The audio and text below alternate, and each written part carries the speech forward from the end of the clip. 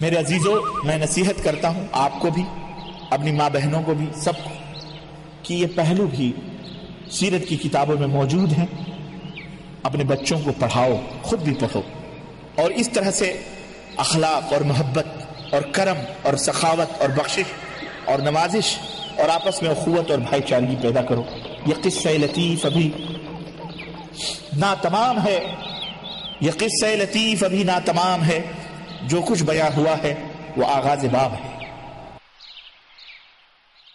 اعوذ باللہ من الشیطان الرجیم. بسم اللہ الرحمن الرحیم. يسبح لله ما في السماوات وما في الأرض الملك القدوس العزيز الحكيم. هو الذي بعث في الأميين رسولا منهم يتلو عليهم آياته ويزكيهم ويعلمهم الكتاب والحكمة وَإِن كَانُوا مِن قَبْلُ لَفِي ضَلَالٍ مُبِينٍ. ارض و سماوات میں موجود تمام مخلوق اللہ کی تسبیح کرتی ہے، جو بادشاہ ہے، مقدس ہے، زبردست ہے، دانا ہے. وہی ہے جس نے ان پڑھ لوگوں میں انہی سے ایک رسول بھیجا جو انہیں اللہ کی آیات پڑھ کر سناتا ہے، ان کو پاک کرتا ہے اور انہیں کتاب و حکمت کی تعلیم دیتا ہے، اگرچہ وہ اس سے پہلے سرہی گمراہی میں پڑے ہوئے تھے. بہرحال آپ صلی اللہ علیہ وسلم سواری میں گھوڑے، اونٹ، خچر اور گدھے تینوں کی سواری آپ صلی اللہ علیہ وسلم نے کی ہے. اور عموماً آپ کبھی زین کے ساتھ بیٹھا کرتے تھے، کبھی بغیر زین کے بیٹھا کرتے تھے. اور اسی طرح ہتھیار اور گھر گرہستی بھی آپ صلی اللہ علیہ وسلم کیا کرتے تھے. گھر گرہستی میں آپ صلی اللہ علیہ وسلم آپ کے ساتھ ہمیشہ کنگھی اور قینچی اور مسواک ہمیشہ رہتی تھی. بستر چمڑے کا ہوتا تھا جس میں کھجور کے ریشے بھرے ہوئے ہوتے تھے. اسی طرح ان چیزوں کے علاوہ آپ صلی اللہ علیہ وسلم کی ملکیت میں 100 بکریاں تھیں جن کی تعداد اس سے زیادہ بڑھنے بھی نہیں دیتے تھے. جب کوئی زیادہ بچہ پیدا ہوتا تو ایک بکری ذبح کر ڈالتے تھے. 100 سے زیادہ آپ صلی اللہ علیہ وسلم بکری نہیں رکھتے تھے. چنانچہ جنگ بدر میں آپ صلی اللہ علیہ وسلم کو مال غنیمت میں ابو جہل کا یمنی اونٹ حاصل ہوا تھا جس کی ناک میں چاندی کی گھنڈی لٹکی ہوئی تھی.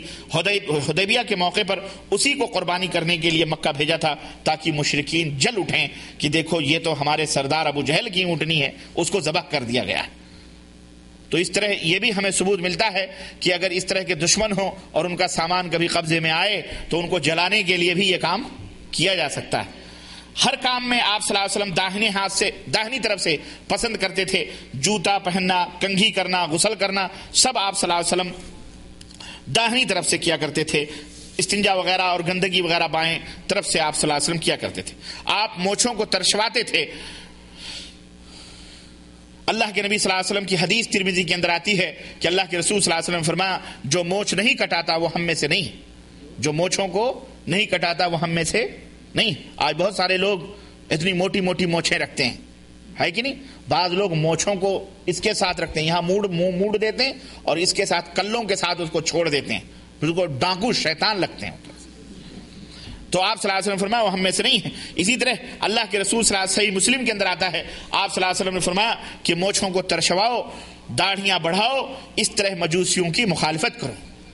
مونچھوں کو بڑھاؤ، مونچھوں کو ترشواؤ، داڑھیوں کو بڑھاؤ، اس طرح مجوسیوں کی مخالفت کرو.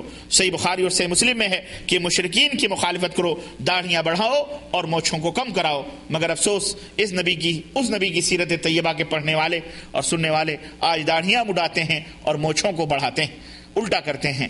اللہ تعالی ہم سب کو ہدایت عطا فرمائے، آمین یا رب العالمین. خیر، گھروں کی صفائی وغیرہ آپ اس کے اوپر خاص طور سے دھیان دیا کرتے تھے. مسواک وغیرہ آپ کی مرغوب چیز تھی. خوشبو حضرت صلی اللہ علیہ وسلم خوب زیادہ استعمال کیا کرتے تھے. اور آپ صلی اللہ علیہ وسلم اس کے بعد آپ کی پوری زندگی چلنا اٹھنا بیٹھنا میرے عزیز میرے بھائیوں میرے دوستوں سیرت طیبہ مکمل طور پر یعنی اس کا احاطہ کرنا اس مختصر سے وقت میں بہت مشکل ہے، لیکن آئیے مزید چند واقعات میں نبی کریم صلی اللہ علیہ وسلم کی سیرت طیبہ کے حوالے سے آپ حضرات کی خدمت میں رکھوں تاکہ آپ کو علم ہو کہ اللہ کے حبیب صلی اللہ علیہ وسلم کس انداز سے زندگی گزارتے تھے۔ آپ بھی انسان تھے، آپ کے اوپر بھی اثر ہوتا تھا، ایسا نہیں تھا کہ آپ کے اوپر اثر نہ ہو اور سردی اور گرمی آپ صلی اللہ علیہ وسلم اس کے اثرات سے جو ہے متاثر نہ ہوتے۔ آپ صلی اللہ علیہ وسلم کے اوپر جتنے بھی مصائب اور جتنے بھی مشاکل آئے آپ صلی اللہ علیہ وسلم نے بڑے ہی خندہ پیشانی کے ساتھ اور صبر اور عزیمت کے ساتھ اس کو جھیلا ہے۔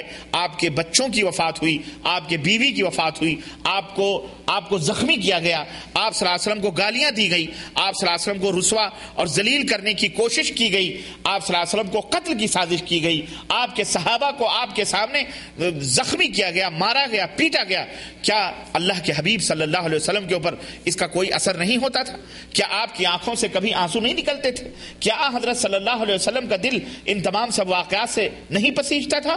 بے شک پسیجتا تھا، اور بے شک آپ صلی اللہ علیہ وسلم متاثر ہوتے تھے۔ جب خوشیوں کا موقع آتا تو آپ خوش بھی ہوتے، اور جب غموں کا موقع آتا تو آپ صلی اللہ علیہ وسلم جب غموں کا موقع آتا تو آنکھوں سے آنسو بھی رواں ہوتے تھے۔ یہ ہمارے نبی حضرت محمد الرسول اللہ صلی اللہ علیہ وسلم کی سیرت بھی ہے۔ چنانچہ آپ کو معلوم ہے کہ خدیجہ الکبریٰ رضی اللہ تعالی عنہا جب ان سے پہلے آپ صلی اللہ علیہ وسلم نے جب ان کی والدہ جب بڑے ہوئے اور نبی بنائے گئے اس وقت ماں کی یاد جب نے ستایا تو ماں ٹھیک ہے شرک کی حالت میں مری ہیں، جس حالت میں مری اللہ کے رسول صلی اللہ علیہ وسلم نے یہ سوچا کہ اپنی ماں کے لیے کم از کم ہم دعا کریں۔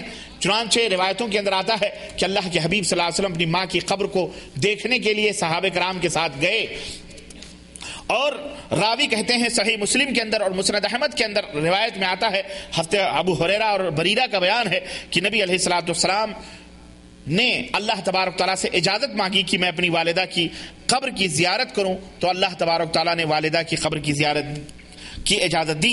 چنانچہ اللہ کے نبی صلی اللہ علیہ وسلم والدہ کی قبر کی زیارت کے لیے گئے، اور جب والدہ کی قبر کے پاس بیٹھے اللہ اکبر وہ بچپن کے زمانے یاد آئے، اور ماں کی ممتا سے ایک یتیم محروم ماں کے پیار اور شفقت اور محبت سے جب ماں کے پیار کا موقع آیا تو وہ خود چل بسی۔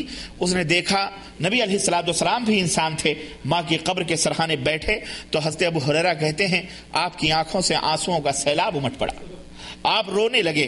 رسول اکرم صلی اللہ علیہ وسلم کے جو 7 صحابہ کرام تھے جب انہوں نے دیکھا کہ نبی علیہ الصلوۃ والسلام زار و قطار رو رہے ہیں تو وہ بھی رو پڑے، اور حضرت بریرہ کہتی ہیں کہ ہم نے رسول اکرم صلی اللہ علیہ وسلم کو اتنا روتے ہوئے کبھی نہیں دیکھا جتنا ماں کی قبر کے سرحانے بیٹھ کر آپ صلی اللہ علیہ وسلم روئے۔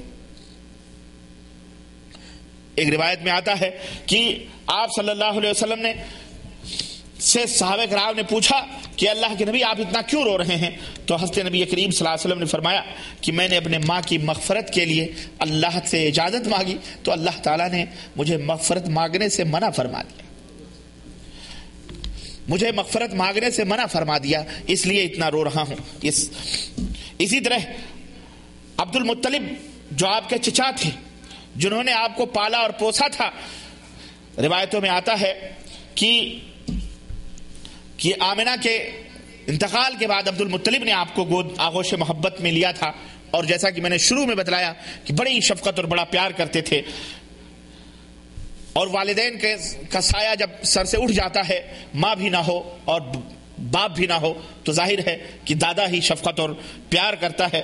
چنانچہ دادا کے انتقال کے بعد طبقات ابن سعد میں حضرت ام ایمن کا بیان ہے کہ نبی علیہ الصلوۃ والسلام 8 برس کے تھے، نبی علیہ الصلوۃ والسلام ابھی 8 برس کے تھے کہ دادا کی وفات ہو گئی، تو جب دادا کا جنازہ اٹھا تو کہتے ہیں کہ میں نے رسول اکرم صلی اللہ علیہ وسلم کو دیکھا کہ سردار عبد المطلب کی وفات کے دن دیکھا کہ جب ان کا جنازہ اٹھا تو نبی علیہ الصلوۃ والسلام بچے ہی تھے نا، ابھی تو چھوٹے ہی تھے، لیکن